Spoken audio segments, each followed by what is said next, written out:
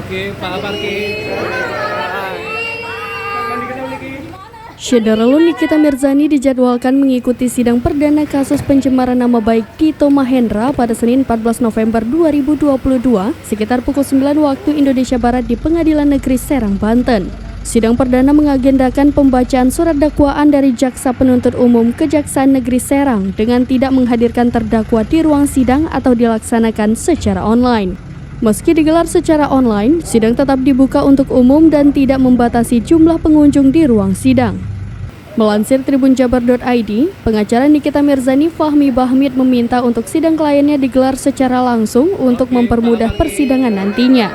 Dia juga berharap pihak pelapor Dito Mahendra turut hadir di persidangan. Rencananya, setelah mendengarkan pembacaan dakwaan JPU, Fahmi akan mengajukan eksepsi atau keberatan dari dakwaan.